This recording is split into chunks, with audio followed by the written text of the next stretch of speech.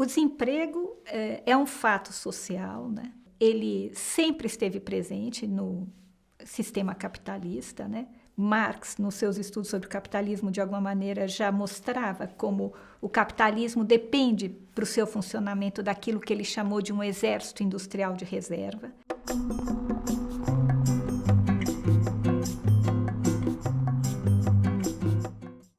Ou seja, uma parte da população economicamente ativa que necessariamente está fora do emprego, das relações de trabalho, e que de alguma maneira pressiona, vamos dizer assim, as relações de trabalho no sentido de baixar os seus salários, porque afinal de contas, se você não concorda com aquilo que você ganha, tem alguém lá fora que vai topar trabalhar. Então, acho que essa é uma noção, né? Que eu acho que ela ainda é útil nos dias de hoje, não é? Mas, sem dúvida, eu acho que na contemporaneidade, as políticas neoliberais, né, eu acho que contribuíram para um incremento do desemprego, né, e praticamente para um desaparecimento do emprego, né? Eu acho que cada vez mais as relações de trabalho foram ficando precarizadas, né? Acho que todos hoje conhecem as diferentes formas pelas quais as relações de trabalho se dão, né? Cada um pode virar um CNPJ ou os trabalhos temporários, sem carteira assinada, e etc. Não é? Todas essas situações que têm um impacto, vamos dizer assim, psíquico muito grande em cada um de nós, porque nós perdemos uma certa estabilidade que o emprego poderia oferecer, né? Não existe mais hoje praticamente a ideia de que alguém entra numa empresa e pode fazer uma carreira lá dentro e passar anos ou décadas ou se aposentar, né?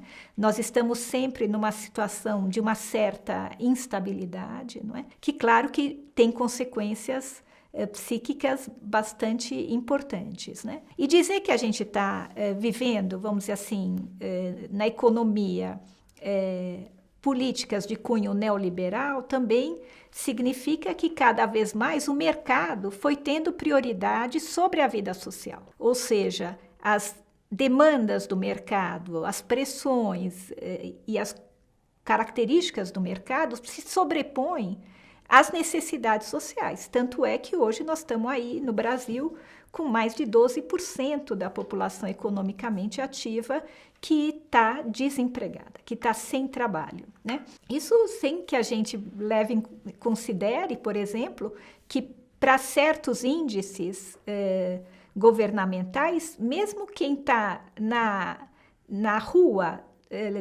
flanelinha, limpando janela de carro, está empregado, não é? Então, é uma concepção de emprego extremamente ampla e, se a gente quiser, um pouco questionável, né?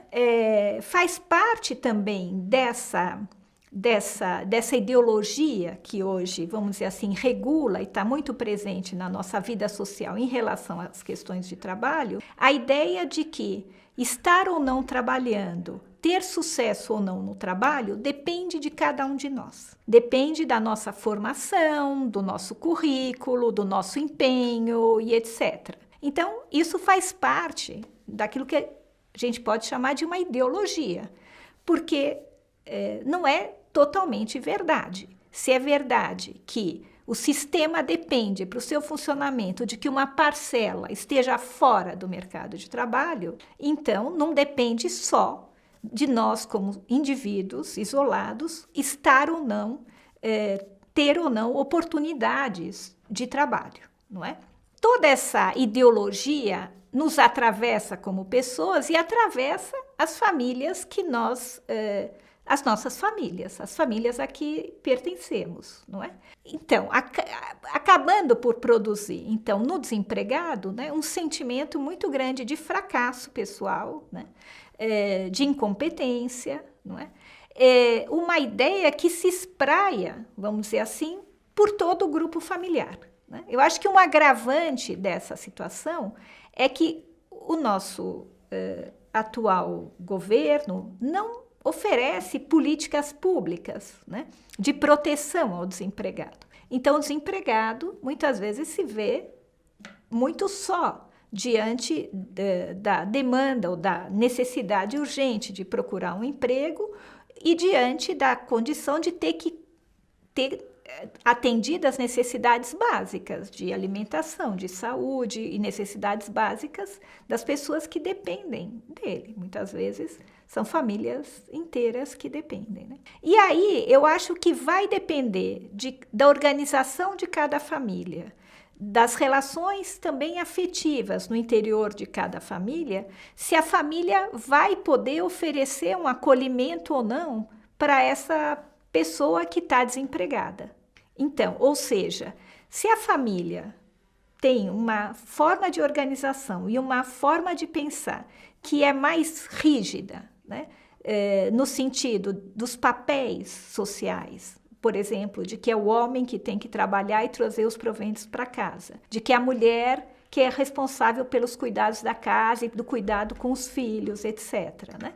Então, talvez essa família tenha menos possibilidade de pensar em formas de se reorganizar que, de alguma maneira, possam implicar em que outros membros da família possam, eventualmente, sair para o mercado de trabalho, conseguir trabalho, né? Então, quando eu falo isso, eu estou pensando em exemplos bem concretos, porque esse foi um tema que eu estudei e pesquisei com famílias pobres na cidade de São Paulo.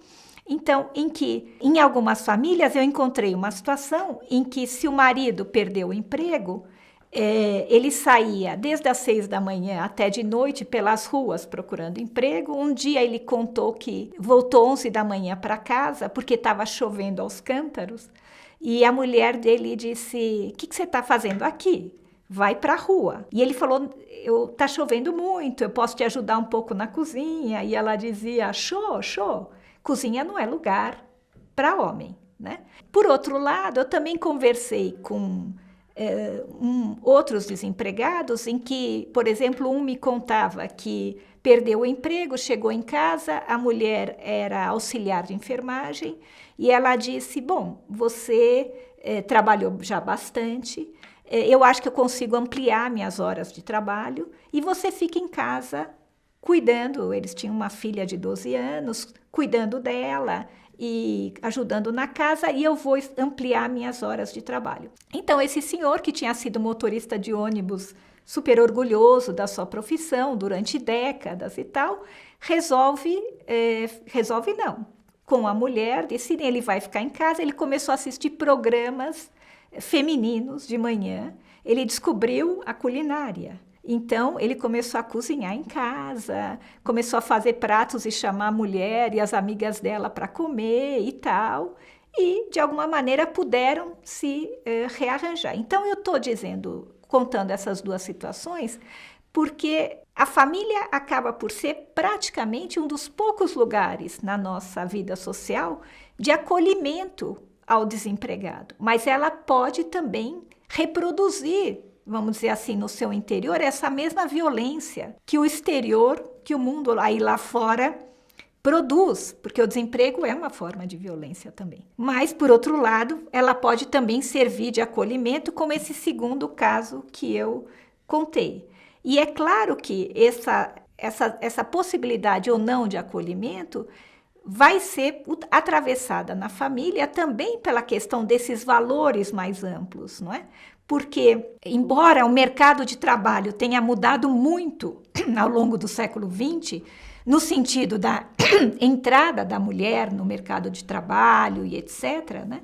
Por outro lado, esses valores tradicionais, patriarcais da sociedade brasileira mudam com muito mais lentidão. Então, o que acaba acontecendo é que, em muitas famílias, é muito difícil que o homem esteja em casa e que a mulher esteja fora trabalhando, né? Há uma espécie de impacto identitário para muitos homens que é difícil, né?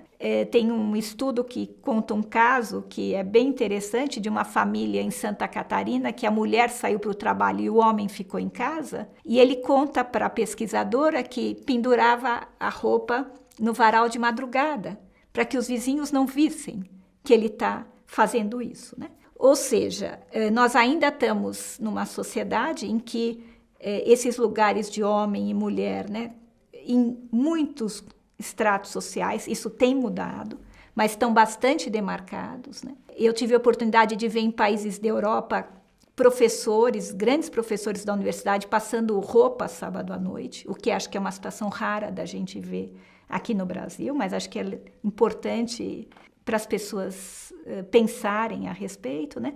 Porque o que acaba gerando é uma dupla ou tripla jornada da mulher. Ela trabalha fora, mas acaba ainda ficando com ela toda a responsabilidade dos cuidados da casa, né?